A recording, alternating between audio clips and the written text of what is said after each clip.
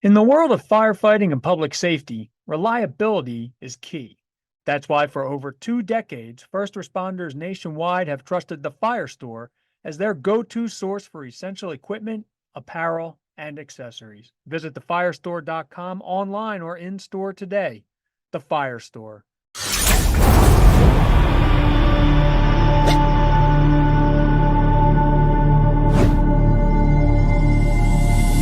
Hi, Chris McClune here with Fire Apparatus and Emergency Equipment. Welcome to this episode of our water delivery podcast. As usual, I've got Andy Sacadato here with me and Bill Adkins with me. We're going to be talking about dump sites today.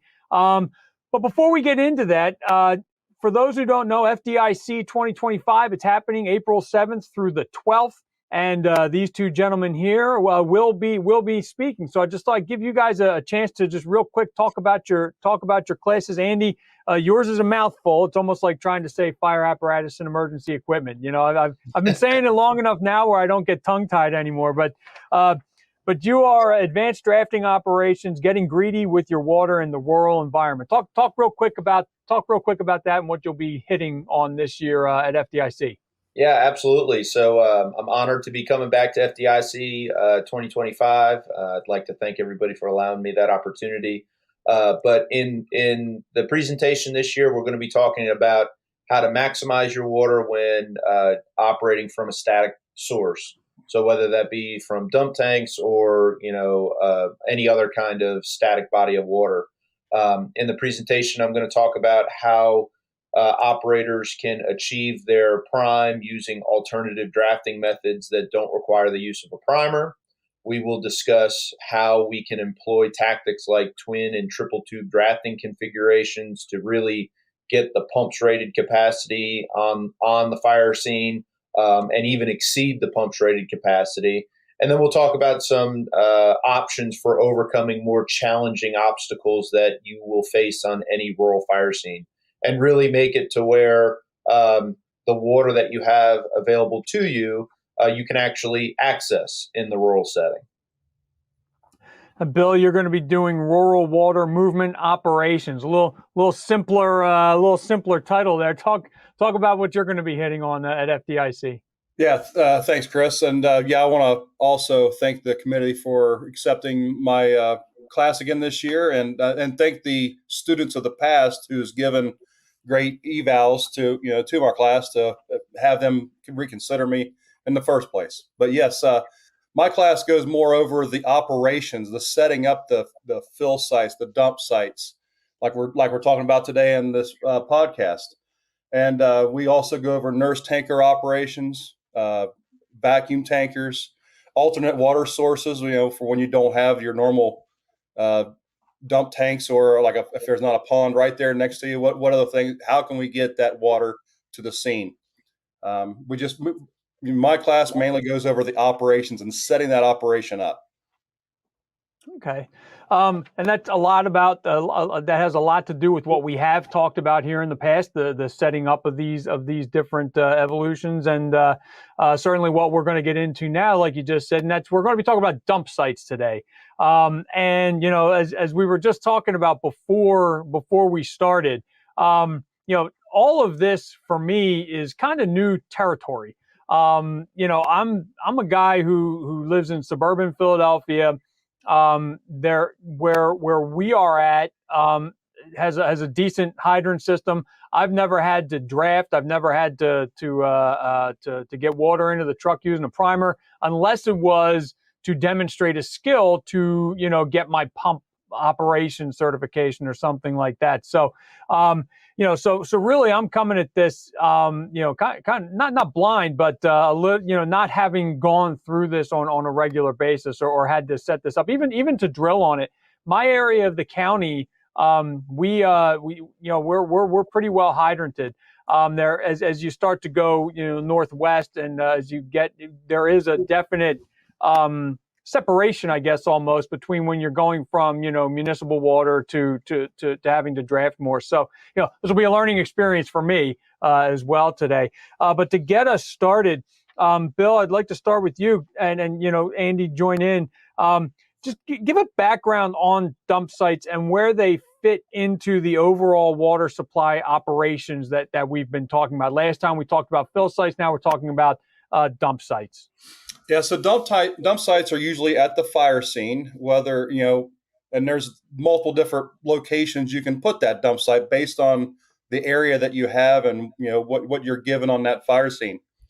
There are departments out there that their dump site is at the first due apparatus, and that first due apparatus is drafting out of that, even though I don't, recommend that for multiple different reasons. And if you attend my class, I'll go over those reasons. But usually there's what we'd like to have is the dump site set somewhere towards the end of the driveway so that we don't have tankers backing up driveways and needing our tankers or tenders. And we want to keep that spot on the road. So when we look for a dump site, we want it to have a large area as possible. And in a rural community, that can be difficult. And we don't need to set up more than we need for the fire ground, but we need to be prepared for if the fire ground changes to be able to add more dump tanks to create a larger dump site. Andy? Yeah, so the big thing is, that I like to think about is a dump site is an option for delivering water to a fire scene, right? So we have a couple different options available to us, whether that be a direct pumping operation, a nurse tender operation, or a dump operation. And what we'll be talking about today is really some tips and tricks and some key critical things that we want to pay attention to when we're electing to go the dump route. Most folks will agree that the dumps, actually setting up a true dump site using, whether you call them porta tanks, dump tanks, portable ponds, whatever the nomenclature is typically the most efficient option for delivering water to our fire scene because it allows our tankers to offload and then get back on the road to go to our fill site to refill. So that's the major advantage of electing to perform a dump site operation.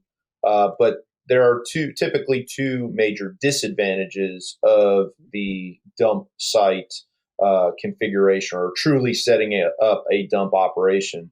And a lot of people will cite that manpower is the major disadvantage because it does take some folks to set it up. Now, depending on how well trained you are and what you do, that number can be as little as 1 to 2, or some departments it'll be substantially higher. But in my experience, the big reason why folks are hesitant to set up a dump site is mainly because it involves work, right? You have to set up a tank, you have to set up hard sleeve, you have to set up strainers, and a lot of times people are more worried about getting back in service than they are, making water supply efficient during the fire scene. And I know that might be considered a hot take, but it's the truth in a lot of places that I see.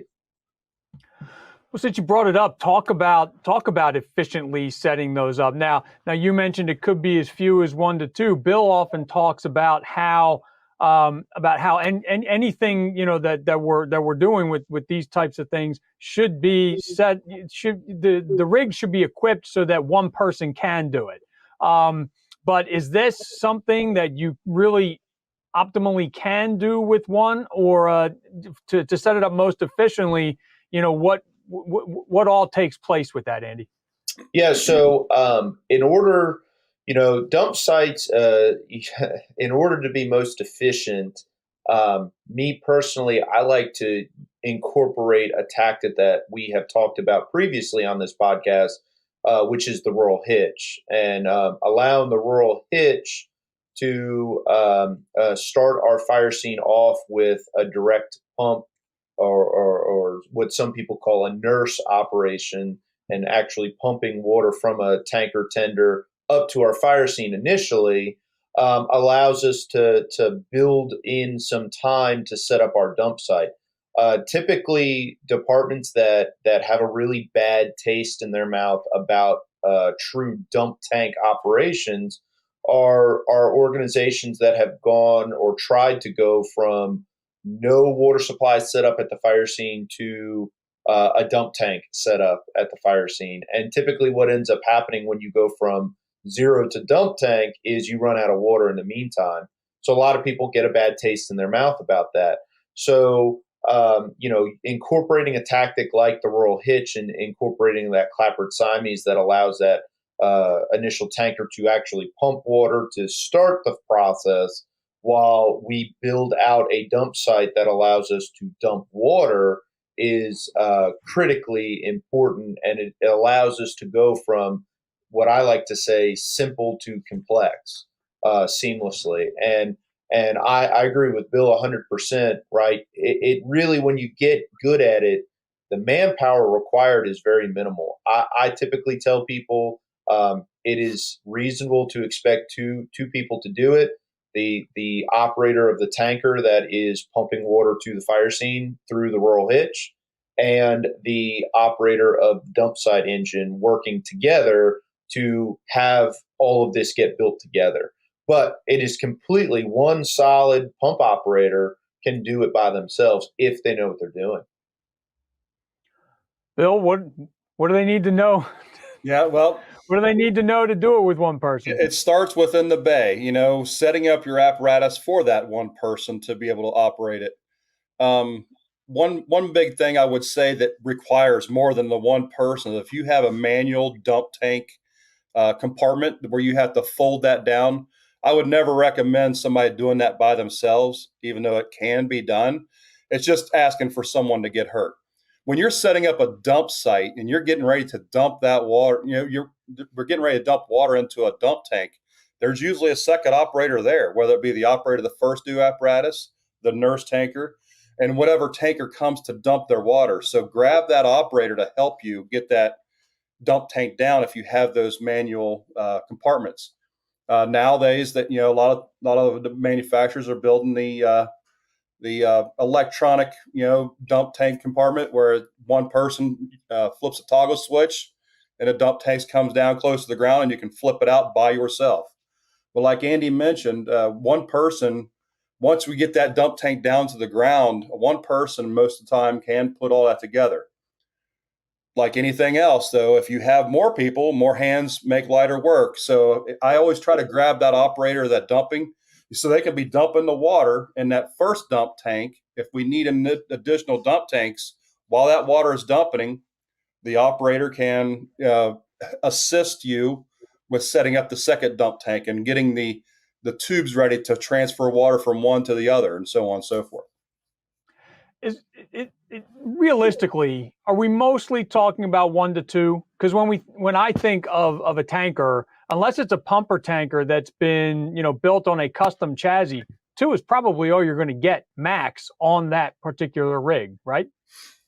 Yeah, 1 to 2 on most apparatus, but as those apparatus come in, as the other tankers come in, we can, if we need more, if you're using a master stream and especially an elevated master stream on some fires, 3, 4, 5 maybe needed. Depends on your fire load, of course. The rule of thumb is, and I learned this from a good buddy of mine, Jason Estep, who's a good vacuum tanker expert. He taught me that if you have tankers sitting on the fire ground waiting to dump, go ahead and throw another dump tank down and have them dumping so that they can get back on the road to go fill, because they may take a lot longer time to fill than what we can dump them. So how far do they need to go to fill? So if they have that long distance, then throw another dump tank down. We try not to. And most of your, these are big fires we're talking about here. You go into most of the time it's one dump tank, and sometimes none. If it's a one-room burn and you have a nurse tanker system, you probably have enough water without even putting a dump tank down. But if you have you have those larger fires, dump tank, Andy mentioned it earlier, trying to get back to the back available. Throw those dump tanks down, put the work in, get the job done, and then we can go back. Apparatus wise, Andy, does it matter whether it's a pumper tanker or just a straight water hauler, or is it more along the lines of whatever is coming in that will hold the most water to dump into the tank? Like, what type of rigs are helping to maintain the efficiency of the operation? Yeah, so it's really going to depend on where you are in the country and what your culture is. But me personally, I can tell you from my experience, what I feel works the best is when I have a pumper tanker in my route, and there are a couple reasons for that. And what I mean by that, I'm not necessarily talking about a custom cab rig that can carry, a full engine company's complement plus a tanker load. I'm talking any mobile water supply apparatus that has 1,000 gallon per minute pump on board or greater, plus whatever that tank is.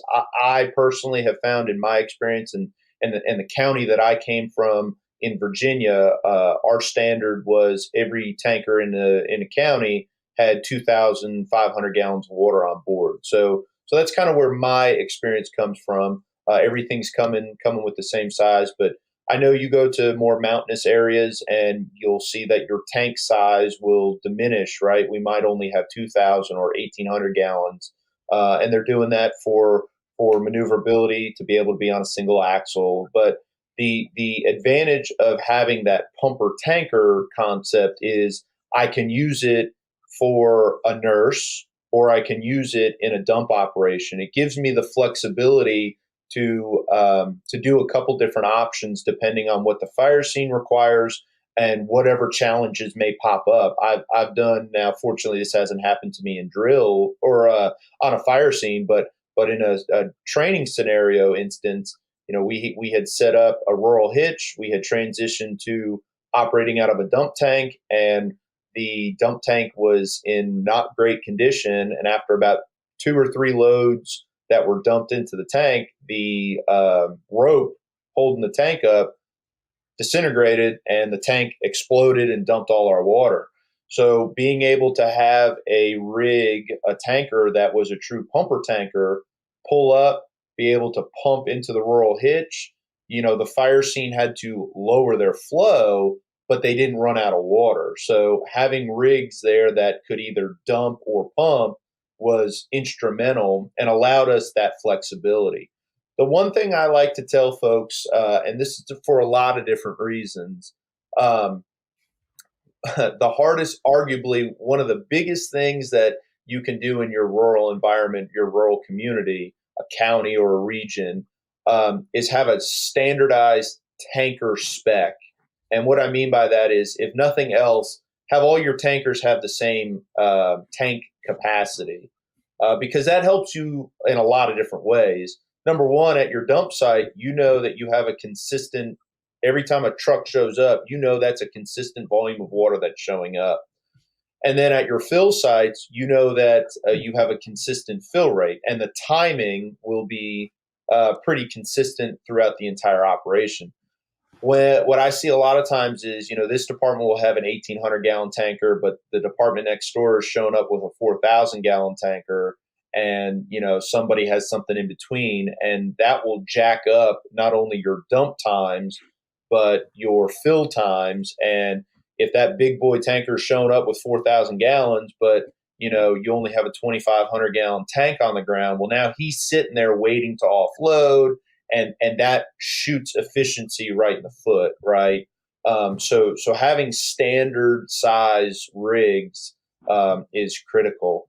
And one thing that I really like that I picked up from a friend of ours, Steve Barry, out in Maryland, it's simple, but if you have different sized tankers, right, just put labeling, letters or something on all 4 sides of the truck indicating the tank capacity. So that way, as a water supply officer or dump site officer, when you have a tanker that you're not familiar with showing up to your scene, you can look and see, oh, that truck's bringing me 2,500 gallons of water, or that truck's bringing me 3,000 gallons of water, right? And you can figure that out a little bit easier.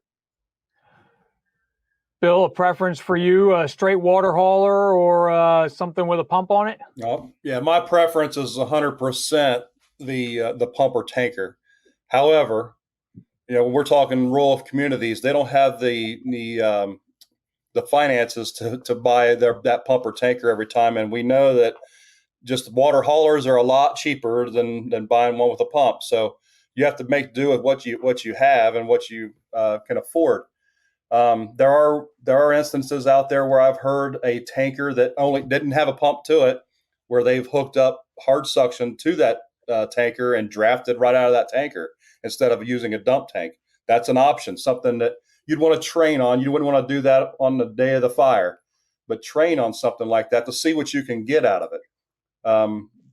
But you have to work with what you have, and we're talking about dump sites here. And really, when it comes down to it, all we're looking for is something that will dump the water.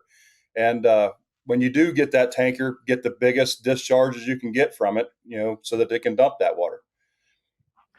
We've been talking about efficiency, and both of you have brought up timing with this. Is there a standard by which fire departments should be operating, or at least targeting that standard, in terms of how much time it takes once they get to the dump site to offload the water and then go back to the fill site? Is there a time standard there that they need to worry about? Yes, absolutely. So NFPA 1900 states that mobile water supply apparatus have to be capable of offloading, if they're gravity fed rigs, like most tankers in the United States, they have to be capable of offloading 90% of their capacity at an average dump rate of 1,000 gallons a minute. So, the reason it's 90% is because depending on, the positioning of the rig and the fire scene, you're going to lose some of your water there, and you're going to lose some from slosh, right? Because the tank has to be vented and this, that, and the other. So roughly 10% of your tanker's capacity is dead water. It's not usable.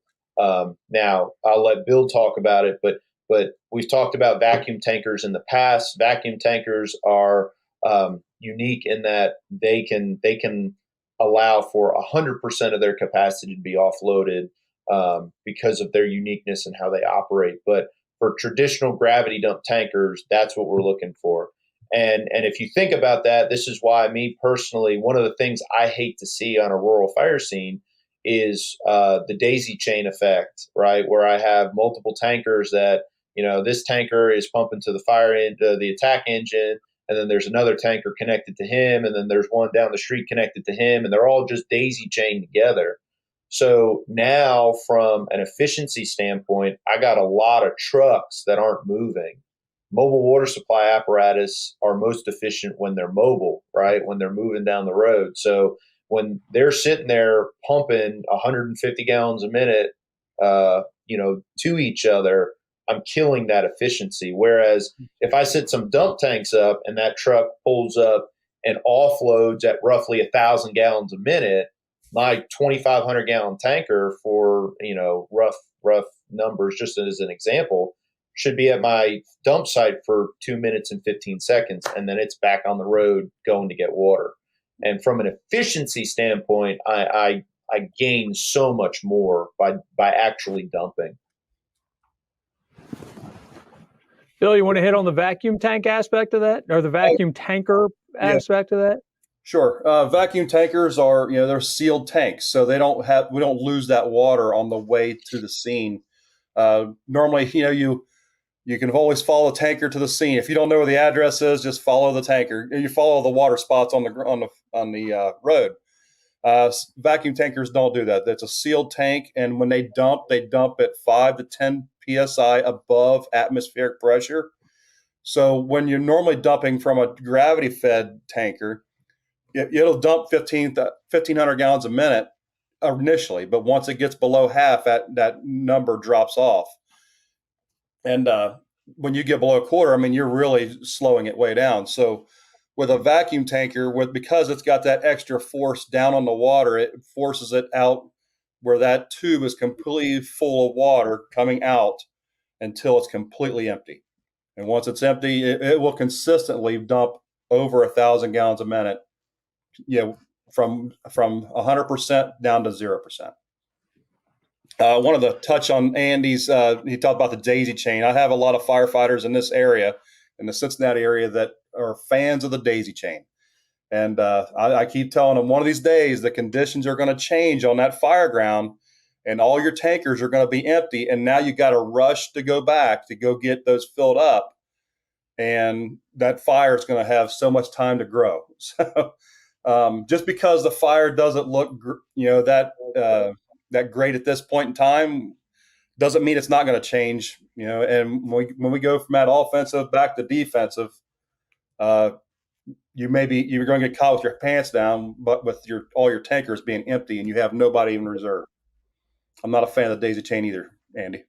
Yeah. It's something that, I mean, let's be real. A lot of people do it because it's simple, right? It's really not that hard.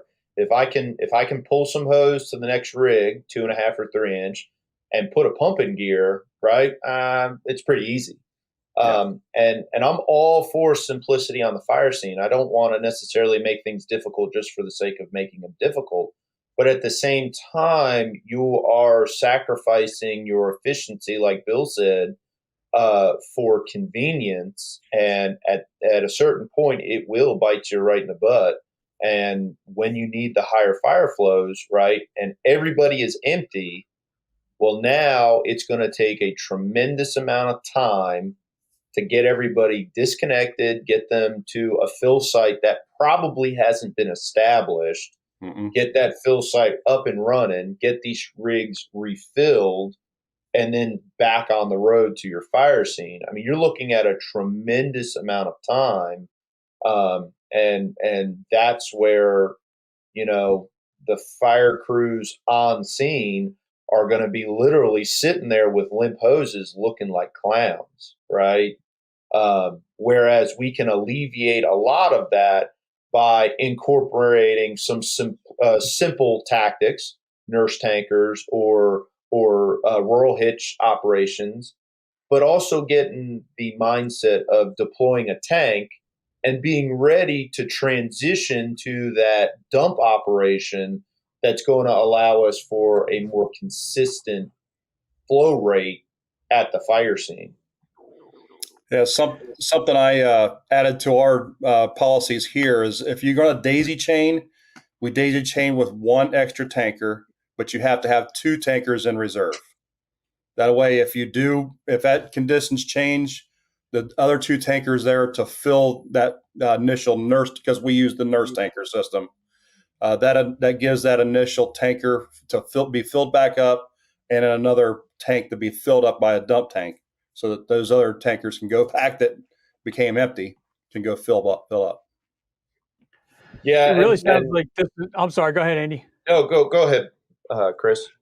No, I was just going to say, really, I mean, like, as you guys are talking about all this, it all really comes back to getting out there and doing it on a consistent basis, so that when the time comes, you're ready to go. So that,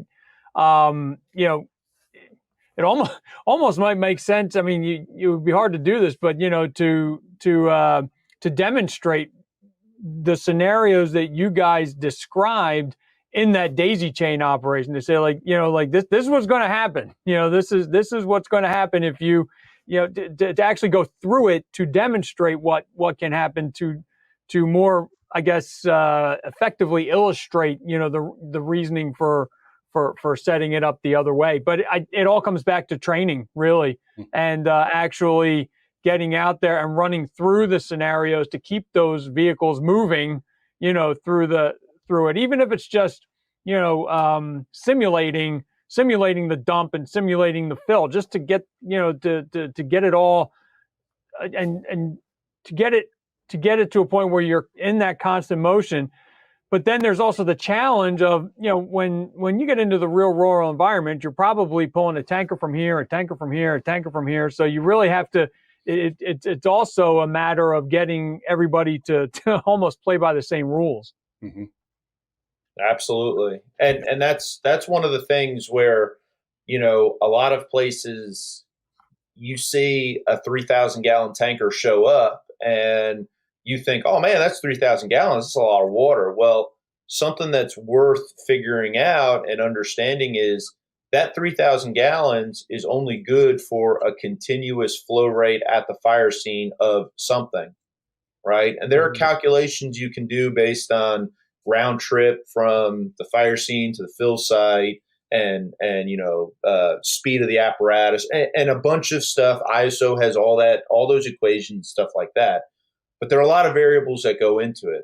But I like to keep things somewhat simple, right? And for me, if I'm an incident commander or a water supply officer on one of these rural fire scenes, I consider every tanker that shows up to my fire scene good for about 150 gallons a minute continuously at my fire scene.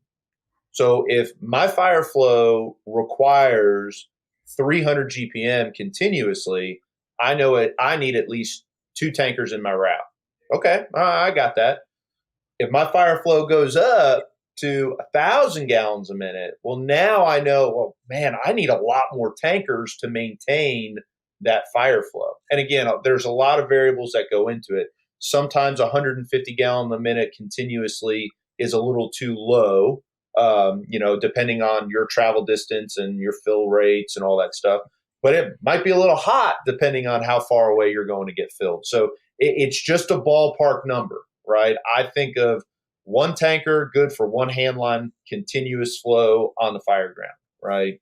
And that rule of thumb, more times than not, is a little more conservative than it is liberal in estimating how many tankers I need. But I'd rather have more tankers coming to me than not enough, right? Oh, for sure.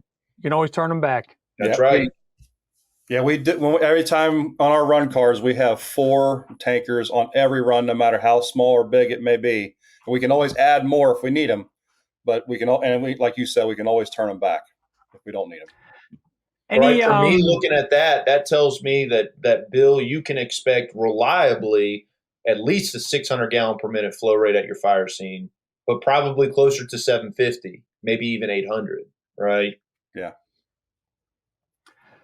Do you guys ever have you ever had experience helping departments set up task, or not even departments, it could just be counties, setting up task forces for these types of things? I mean, my county's got a tanker task force that can be called upon, or do you rely more so on those initial dispatch for the run cards? And so I mean, I guess, is there, what have you guys worked with task forces like that or helped to set them up? Are they, I mean, for us, I guess in my county, it's where we get to a point where it's like, we've moved up to that northwest end, and now we're at a point where we need a lot of them, and we have it set up at the county level to dispatch a certain contingent of tankers to a certain location, or is that something that you only rely on, as the incident gets too big? I mean, like, when do you pull that lever, I guess, almost? Yeah, we run strictly off of run cards now, but the state of Ohio does have a tanker task force. But if you look at that, there's a lot up north, and I'm the only one in the southwest that's a part of that group. And honestly, I haven't participated in it much because I'm the only one down here. So up northern Ohio, they use a tanker task force a lot. They're quite a bit. And in fact, they dispatch from their tanker task forces. But in the southern part of Ohio, it doesn't really happen. We just go by our run cards. Andy, any experience there? I would say that it's very much regional. You go to certain parts of the United States, and Ohio has a great system set up, like Bill was talking about. You go to parts of Maryland. Maryland is really squared away with their tanker task force. But you go to some other places where, I mean, I've been to fire departments where I ask the same question, and they tell me, yeah, the tones go off, and it's up to whoever's going to the firehouse to figure out what they're bringing. So I might have 5 engines show up and no tankers, or I might have an engine and 4 tankers. It just depends on what Johnny decided to bring that day, right? And again, I get it. We all have our struggles, and there's stuff like that, but planning and having some regionalization with regards to mobile water supply apparatus, I mean, is huge. Is huge in the rural setting, right? The one most critical thing that you can do for rural communities is have some sort of consistent way that you haul water and move water in the rural setting. And what I mean by that is whether that be a common truck spec with all the tanks being the same size, or common fill connections, right? Like, hey, all of our rigs have a 4-inch fill, a direct fill off the back, and a 2.5, or 2.5s, or whatever it is, right? So that way the fill site has everything the same. All of our rigs have side dumps and a rear dump, right? Because according to the NFPA standard, you're supposed to be able to dump off both sides and the rear. Now the question is, all right, so do some departments waive that and just have the ability to offload off the rear, which personally I don't love, because that means I have to back into my tank. Mm-hmm. And we know that is dangerous for a multitude of reasons. And something as simple as making sure that you have the same fittings on your rigs for your mutual aid companies, whether that be at the fill site or even at the dump site. But I go some places where every neighboring department has its own thread for a multitude of different reasons, but it creates a nightmare when it comes time to play, right?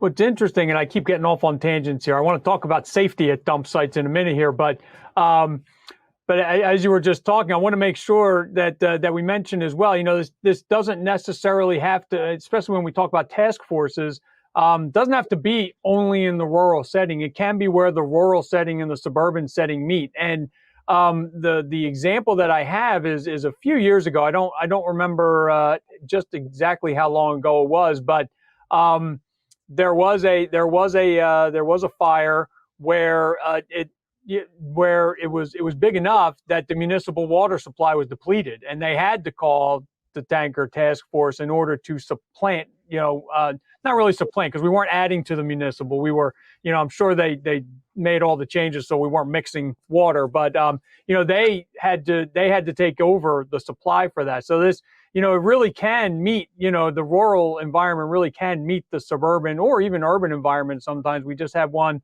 couple of years ago where I believe Harrisburg had to call a bunch of tankers in from neighboring departments. So, it really, the three of us, when we get together for these, most of the time we are thinking more about the rural environment, but, it really can, the two can intersect at times. But I did want to talk a bit about safety at the dump sites. And, I guess where I'm thinking of is, I guess this is almost more of a, what are you guys seeing these days with the tankers that are at these sites? Because, I mean, the lighting options for trucks are not what they were, 30 years ago. You don't even need a generator anymore necessarily to light up a scene really, really well. I'm thinking about at night, but also, when we get into, the winter up here in the Northeast, and I'm sure in the Midwest and North, we're really going to get into points where any water that hits the ground is going to freeze, immediately.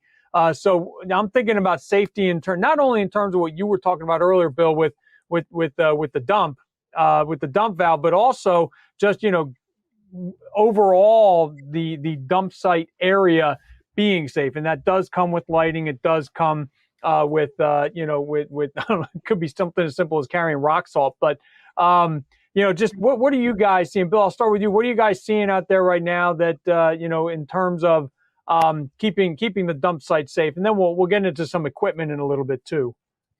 Yeah, we did a podcast about a year ago on the winter operations, and we talked about dump sites on making sure that if it is below freezing, that when we're finished dumping, taking a towel and wipe out that that chute, so that water doesn't drip beyond. There's some things there. When we're talking about safety, though, what you have to worry about with tankers is the rollover factor, and know your apparatus. And we want to get to the scene, quickly and efficiently, but we got to be able to get there. So driving too fast becomes an issue when you're driving a tanker. Rollover factors. Luckily nowadays, when you buy a newer tanker, it's going to have that anti-roll system on it. It's really helped out with losing power when you're going too fast in those curves. Something else I'd like to talk about would be safety vest. I will admit that we don't do a great job of that on our department, but it should be worn. If you're on a roadway, you need to keep that safety vest on. And when my rule of thumb is, if it's dark out, we make it light, and so as many lights as you can put on there. Andy, safe dump sites. What are some of your recommendations? Yeah, so one of the most important things, and it seems trivial, but it is so important. And I know the person that probably has to do this job probably is hating life because they want to be inside fighting fire. But one of the most important roles at your dump site is what I call the air traffic controller, and they're the individual that is making eye contact with the tanker driver and directing them into which tank that they should be dumping, right? And as that tanker's approaching, they're signaling tank 1 or tank 2, tank 3, right? And they're telling them, hey, I need you to dump in this tank, and come up with some common terminology so hey, what is tank 1? What is tank 2? What is tank 3? What I like to teach my students is that tank 1 is always the primary dump tank that the dump site engine is drafting out of, right? So that's always the primary tank, because that's what we need to keep full. If that gets empty, we lose water to the fire scene, we lose our prime, and it creates a big mess. So tank 2 is always going to be the one next to it, and 3 is going to be the next one further, and this, that, and the other. So having that air traffic controller, so to speak, to actually direct those tankers, where they're dumping, when to dump, when to stop. That individual, in my opinion, should always be in front of the tanker, not behind. So that way we don't run the risk of getting backed over.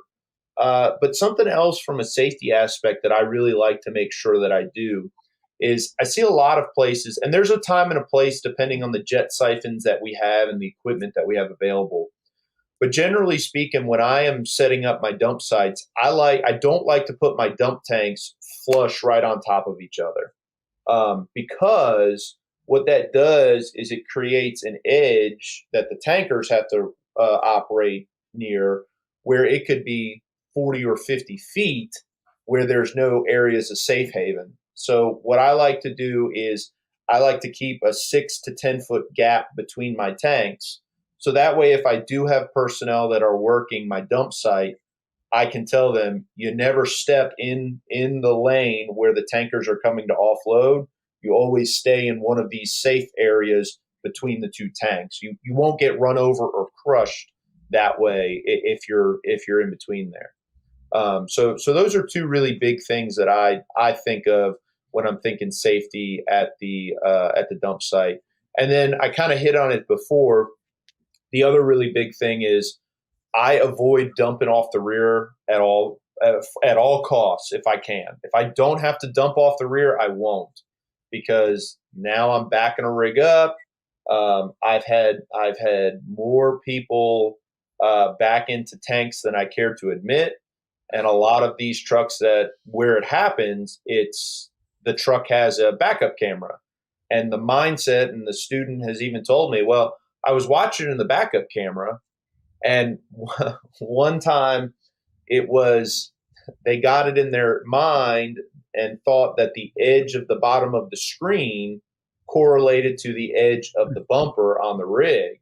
So they backed up until it was flush, but they didn't take into account the fish bowling of the lens, and they rammed that tailboard right into the dump tank, right? So with that being said, I know some of us aren't fortunate enough to have dump chutes on all three sides and everything like that. As cliche as it sounds, and as everybody I know has heard, if you're backing a rig up, you got to have a spotter. You got to have a spotter when you're backing up to a dump tank. Really, in general, if you're backing up, period, you have to have a spotter. Right.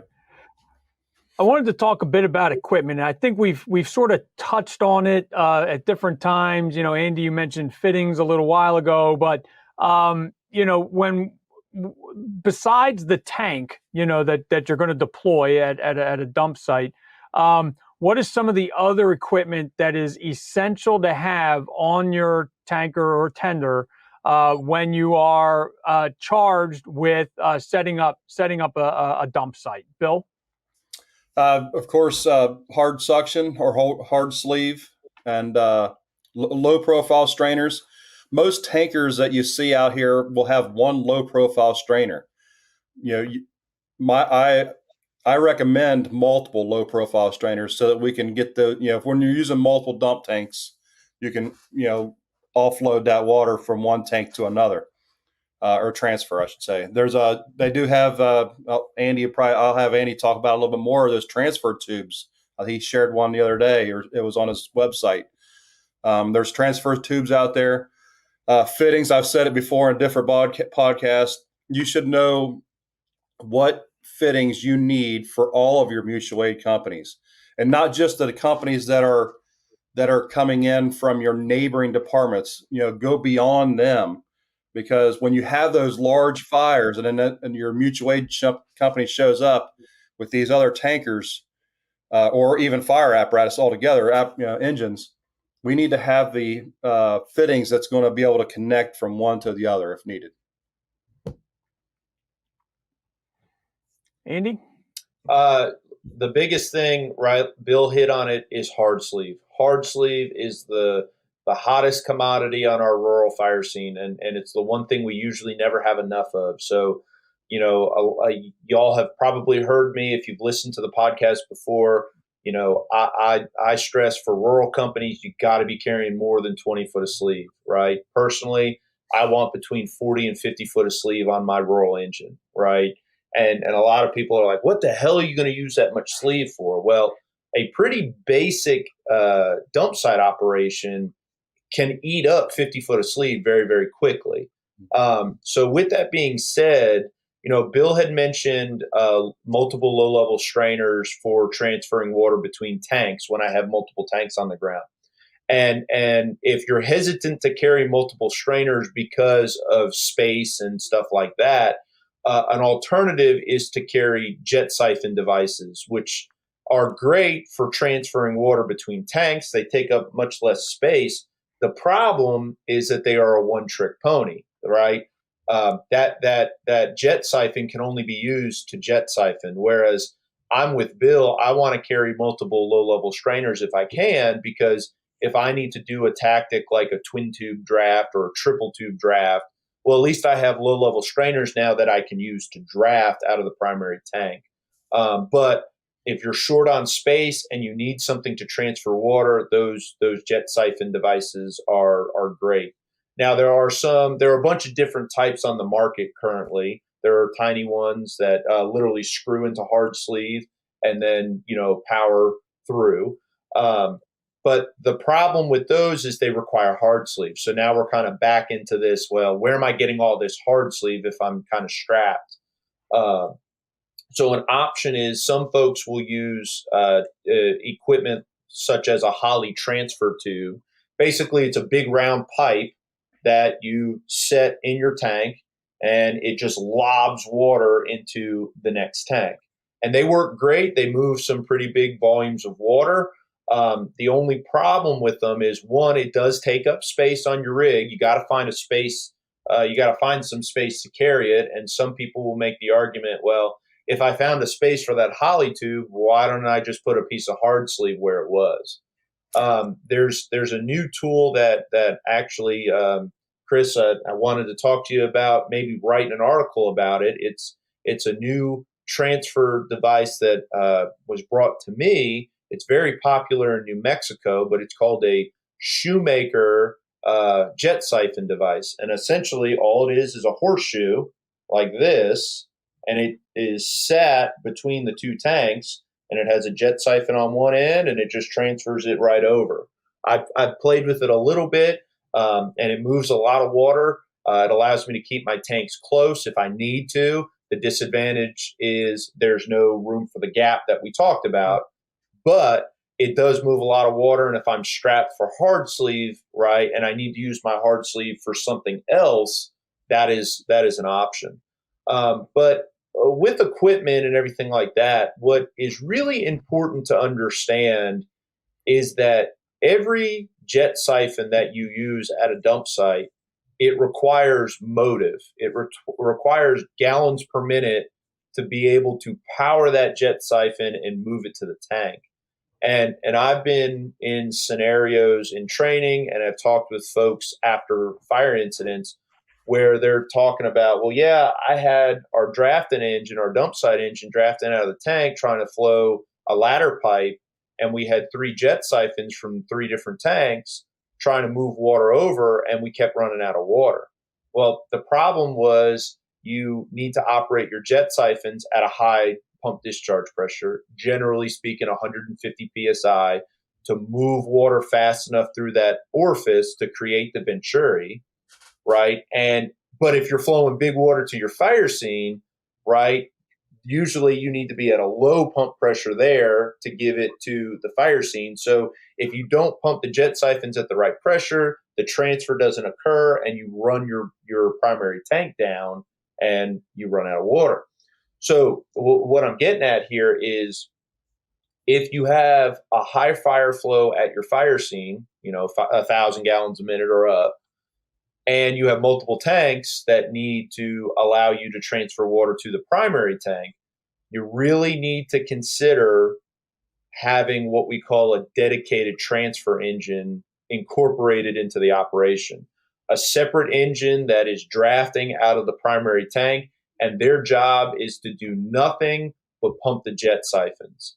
And what that does is it alleviates the workload off the initial single dump site engine, and that rig can focus on pumping the volume to the fire scene, while the second rig focuses on maintaining the proper pressure to move the motive to the primary tank. I generally tell people that if you're putting more than 2 jet siphons in service off the initial dump site engine, you need to think about a dedicated transfer pumper to take over the load. That's my rule of thumb. But again, your fire scene is going to dictate whether that happens sooner or later, depending on your fire flow.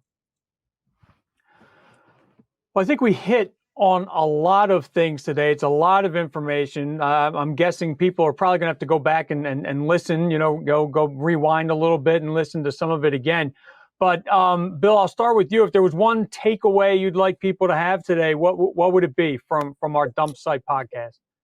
Well, dump site, if you're using multiple dump tanks, most likely you're flowing a lot of water as well. So hopefully you'll have enough manpower to be able to sustain what you need to set up. Again, it doesn't take a lot, but it can if you're using more and more equipment. Use those operators to assist you with that. And you don't always need to set a dump tank up as well. So I don't want you to think that when we're talking, because we're talking about this dump site, that it's required every scene. If we're going to a trash can fire, we don't need to set a dump tank down. Hopefully you have enough water between your tank, your first tanker, and your first due apparatus to take care of that. But when you are flowing those large quantities of water, we need to put those dump tanks down. Andy, you have a takeaway for us? Yeah, the big thing here is, typically rural water supply and dump site operations in general are not considered a sexy topic in the fire service. However, and also they require a lot of work. to pull off. So they get a bad rap in a lot of ways. The most important thing to do is get out and train on it. The departments and the areas of this country that are successful with hauling water, they are the places that have and do regional training events, and they do rural water shuttle operations on a multiple times a year, right, on some sort of training schedule, and that's how they're successful. So if you're serious about moving water and getting good at fill and dump site operations, you have to train on it, and you have to work with your mutual aid companies that are going to be there hauling water with you. All right, perfect. Well, Bill and Andy, I want to thank you again for sitting down with me today for our for our latest water delivery podcast. If there are any water delivery topics we haven't hit on yet that you'd like us to, let me know. I'm at chris.mcclune@clarionevents.com, and that goes also for topics that we haven't hit on overall on the podcast in general. If there's something you want us to talk about, we'll find the subject matter expert to talk about it. So also, fireapparatusmagazine.com/podcasts is where you will find all of our podcasts archives. So again, this has been Chris McClune with Fire Apparatus and Emergency Equipment. Have a good one and stay safe. Thanks again, guys. Thank you. Thank you. In the world of firefighting and public safety, reliability is key. That's why for over 2 decades, first responders nationwide have trusted the Fire Store as their go-to source for essential equipment, apparel, and accessories. Visit thefirestore.com online or in-store today.